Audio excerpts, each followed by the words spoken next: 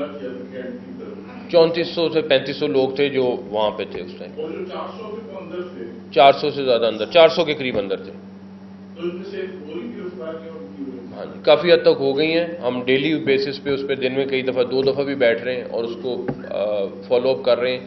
Plus پھر میں دوبارہ کہوں گا ہمارا پھر ٹارگٹ یہ ہے کہ کوئی غلط بندہ نہ پکڑا جائے. کوئی مشکلات آئی ہیں آپ کو دونوں کو پکڑنے میں؟ نہیں، انشاءاللہ تیزی سے پکڑے جا رہے ہیں. اور اس کے بعد جب سے یہ ہمیں انفارمیشن لوگوں نے بہت دی ہے، بہت ہیلپ. اور میں پھر لوگ اپیل کروں گا کہ آلریڈی اخباروں میں نمبر آ چکا ہے، ویب سائٹ پہ نمبر آ چکا ہوا ہے.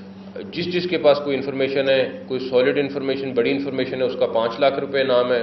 جو انڈیویجول کے اوپر ہے وہ 2 لاکھ روپے انعام ہے. اور وہ ہمیں آلریڈی لوگوں کو دینا شروع ہو گئے ہیں جو ہمیں انفارمیشن پہنچا رہے ہیں، بندہ پکڑوا رہے ہیں. 2 لاکھ فی بندہ.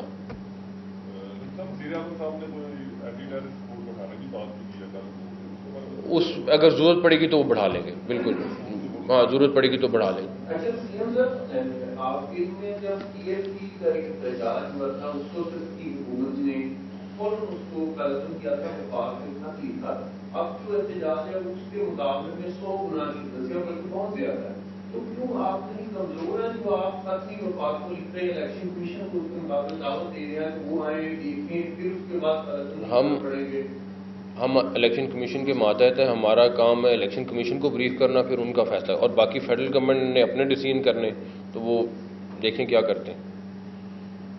مسلم صاحب، آپ کے دور میں 2 آپریشن ہوئے. زمان بعد میں پہلا آپریشن کیا گیا تھا، اس میں گورنمنٹ کو کافی انویسٹمنٹ ہوئی تھی. دوسرا آپریشن سروس علی صاحب کے گھر پہ ان کو کرنے کے آپریشن ہوتا. دونوں دفعہ گورنمنٹ کو بڑی انویسٹمنٹ ہوئی تھی. تو اب تو ہوم ورک نہیں ہوتا، اختیارات نہیں ہوتے، اس کی وجہ کیا ہے؟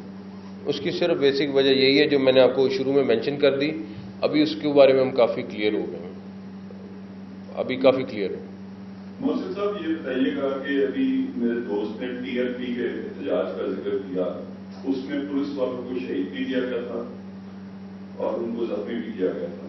پھر ایک پولیٹیکل بیل آؤٹ پیکج آیا اور پوری کی پوری ان کی قیادت اور ان خدمات واپس ہوئے.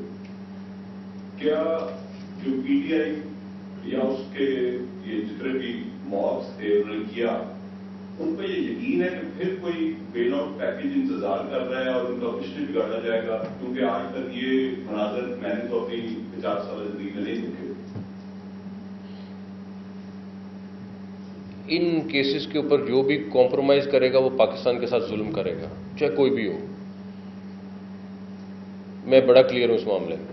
کوئی بھی ہوا اور اگر کسی نے ان کیسوں کے اوپر جو یہ دہشت گردی کے کمپرومائز کیا تو وہ پاکستان پہ ظلم کرے گا.